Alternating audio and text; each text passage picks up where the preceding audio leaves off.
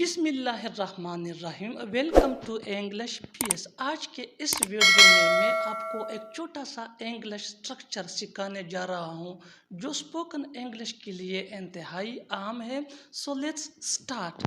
اس طرح کے فکریں جیسا کہ ضرورت پڑنے پر کوئی کام نہیں آتا، ضرورت پڑنے پر کوئی کام نہیں آتا، یعنی ضرورت کے وقت کوئی بھی کام نہیں آتا، یا ضرورت پڑنے پر تم نے میری مدد نہیں کی، یعنی جب مجھے آپ کی مدد کی ضرورت تھی تو تم نے میری مدد نہیں کی۔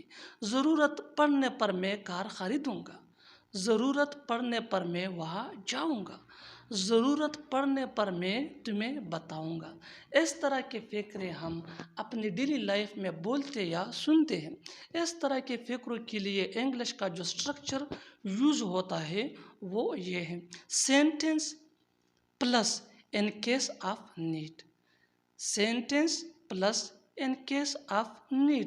So let's see with the help of example. ضرورت پڑنے پر میں تمہیں آگاہ کروں گا، یعنی جب ضرورت ہو تو میں تمہیں خبر دوں گا، میں تمہیں بتاؤں گا۔ ضرورت پڑنے پر میں تمہیں آگاہ کروں گا، اس کو انگلش میں یوں کہتے ہیں: I will inform you in case of need. I will inform you یہ ہمارا سینٹینس ہے، ان کیس آف نیڈ یہ سٹرکچر ہے۔ ان کیس آف نیڈ مین ضرورت پڑنے پر۔ نیکسٹ ایگزامپل: ضرورت پڑنے پر کوئی کام نہیں آتا، یعنی جب ضرورت ہو تو پھر کوئی بھی کسی کے کام نہیں آتا، اس کو انگلش میں یوں کہتے ہیں: no one helps in case of need, no one helps in case of need. Next example: ضرورت پڑنے پر وہ آئے گا، ضرورت پڑنے پر وہ آئے گا۔ He will come in case of need, یعنی جب اس کی ضرورت ہو تو وہ ضرور آئے گا۔ He will come in case of need. Next example: ضرورت پڑنے پر میں کار خریدوں گا، ضرورت پڑنے پر میں کار خریدوں گا۔